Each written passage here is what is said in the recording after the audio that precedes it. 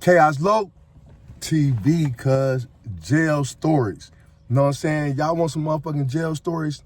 Matter of fact, you know what I'm saying? Let me go ahead and pull out my drip.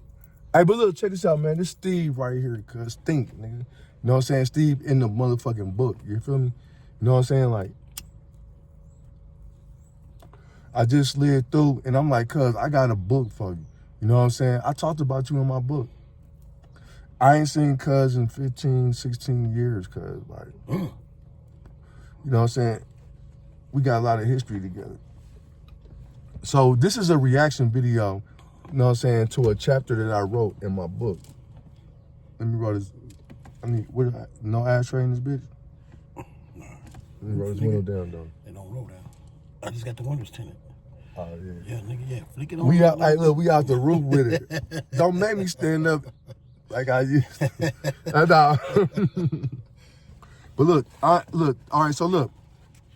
Cuz, this chapter right here, look, this is my homie and shit, OG and shit. This is when we was at the motherfucking strip club. I'm gonna let the viewers see too. You know what I'm saying? This is a picture in my motherfucking book. You know what I'm saying? I gave cuz, I slid through cuz, you know what I'm saying? And blessed him with, you know what I'm saying, both books. You know what I'm saying? Can't Stop, Won't Stop, and Still Can't Stop. And I autographed this motherfucker, you know what I'm saying? And it said right here, you know what I'm saying, to my cuz, you know what I'm saying? You know what I'm saying, Steve, BKA Stink, you know what I'm saying, Tiny Chaos, First Street, East Coast, you know what I'm saying? But it's a reaction video, man. I don't know, man. I'm about to just say some shit, man. Just tell me if you remember shit, but this is my story. The way I seen it. And then when you talking about the nigga Mike, when we got in a fight, I talked about that in the book too. Oh, you did? Mm-hmm. But this is where I talk about you though. This chapter is called Lockdown, and it's in my book, Still Can't Stop. I'm gonna give y'all a taste. Cause you know what I'm saying, jail story. Fresh out the shower, after washing the sweet nectar off of Anita's wet pussy off my dick, I returned to my rack. I quickly got dressed and rolled up a fat joint. I called my homeboy to the back of the door in the smoke, and he arrived with 4 purple footballs, Xanax pills, in the palm of his hands. We both popped 2 footballs and smoked a joint. Once I was on cloud 9, I went to the day room and turned on Rap City. I used to take over the TV every day from 4 o'clock p.m. until 7 o'clock p.m. so I can watch rap videos. I made sure that I caught every episode of Rap City and 106 in Park. The white boys couldn't stand me. They wanted to watch VH1 instead of BET. So I ran the TV. I gave everyone an opportunity to fight for their favorite TV shows. They witnessed me beat the fuck out of several inmates in the restroom, so they decided to tuck their tails. I ain't care about them watching their favorite TV shows outside of my 3-hour window. I was addicted to rap videos, so I had to have my fix every day. You understand what I'm saying? I returned to work the following morning. When I made it to the kitchen, I saw Anita sitting at the table reading a newspaper. She was reading her newspaper and conversating with a CO named Murphy sitting across from her at the table. Murphy was on her bra strap heavy and wanted to fuck her bad. She never gave him the pussy, but he didn't give up on chasing it. I let them have their little chit-chat time together and went to go make me my breakfast tray. I met with my homeboy Steve at the serving line. Steve was my homie from the hood. He got locked up in the workhouse for violating his probation, fucking with me in the hood. Steve was a weightlifter and he was always on swole. He was bigger than me when we was on the streets. But when we was locked up in the workhouse, I got bigger than him. He was big. Damn, hey, this thing was big as like he's right now. Like it's just damn, big you got swole. I was like, look, he ain't even here that long. Right. I taught him something. I know how to get. You gotta do it, cuz. Yeah, I know how to get oatmeal and eggs as much. You just stuff yourself with it. I'm like, what? and then we gonna do some push-ups. And we did all them push-ups. I said, man, I can't feel my arms, bro. Nigga, don't tap out now. Get up. Nigga, what if the ops come? Nigga, what we about to fight now? Nigga, you gotta be ready. I'm like, I'm tired, bro. Can't get tired, that nigga. shit. Yeah, nigga. Ain't no tired, nigga. We machines, nigga. Hey, look. Yeah. So boom. As I was making my breakfast tray, Steve was making his. I filled my entire tray with a ton of oatmeal and scrambled eggs and returned to the area. As I was eating my morning protein meal, me and Anita locked eyes from across the room. She gazed into my eyes with a sexy smile on her face. Catching Anita smiling was very rare to see. Anita was an extremely mean lady that was always cussing everybody out every day. Man. She was crazy. Her ex-boyfriend was a white shirt at the prison. His name was Captain Turner. He was very abusive to Anita in a relationship. That turned her into one mean motherfucker. She was very bossy and disrespectful. One day I told her that her mean attitude turned me on and I loved her personality. That statement made her take a liking to me. Once I finished eating my tray, I headed to the dish room to drop it off. It was some fruitcake ass nigga working in the dish room, so I threw the tray at him and watched it hit the floor.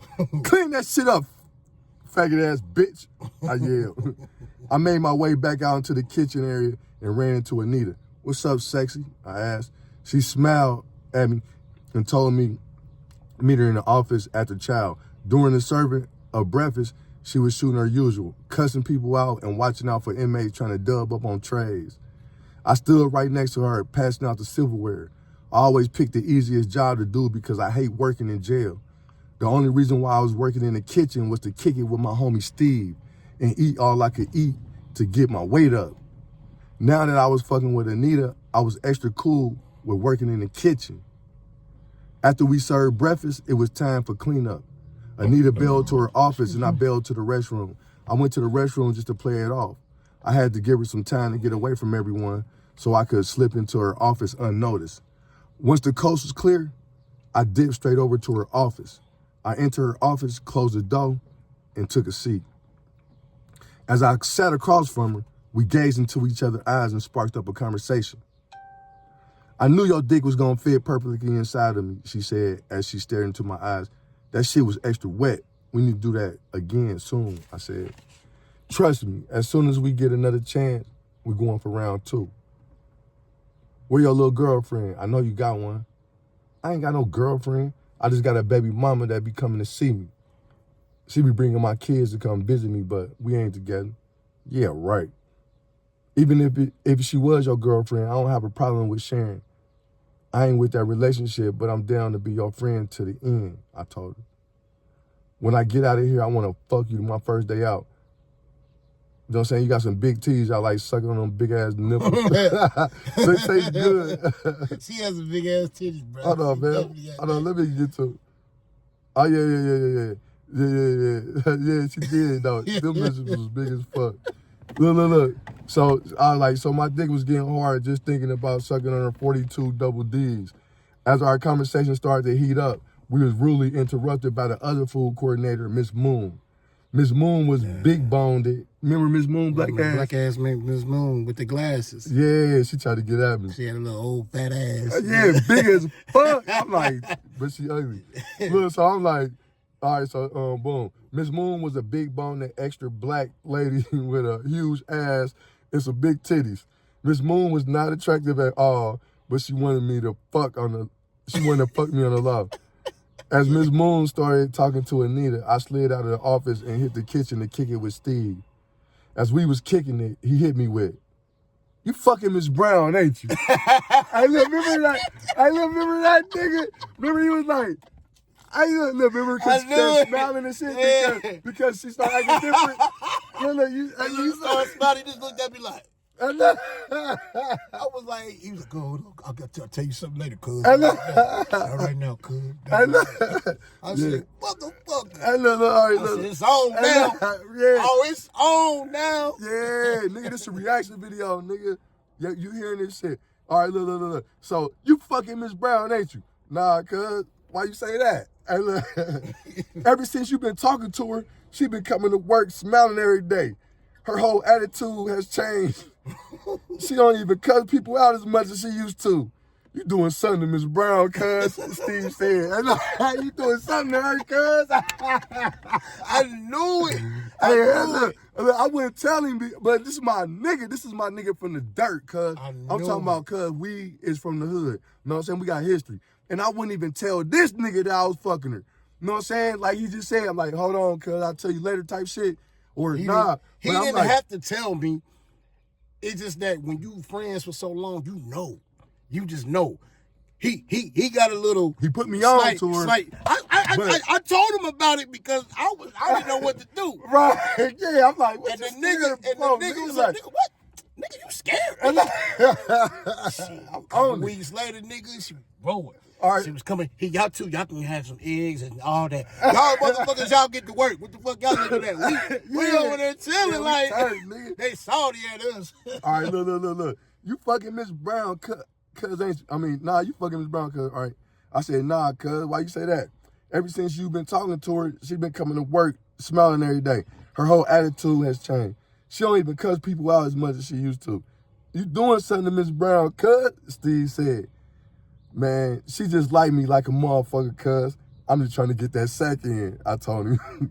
Steve responded by saying, she gave me a couple cool cigarettes the other day. She give them to me all the time on the low. Miss Brown cool as fuck. You know she really like both of us, but she really got a thing for you. Yeah, because she really like him, though, but you know what I'm saying? She like both of us. Yeah, I know. I'm about to ask her for a cigarette later on and see if she give it to me. Give me one. Later on that day after lunch, Anita led me to the storage room. You know what I'm saying? She stuck the key in the keyhole, unlocking the door, and led me inside. Once inside, she took her pants off, and I followed suit. She laid on top of the table as I climbed on top of her, and then that's the reaction, nigga. But the whole point is go buy the book, you know what I'm saying? Still can't stop. You know what I'm saying? Well, I'm gonna stay at first. Look, can't stop, won't stop. Get that. Amazon, Barnes & Noble, wherever books is being sold. Then get, still can't stop.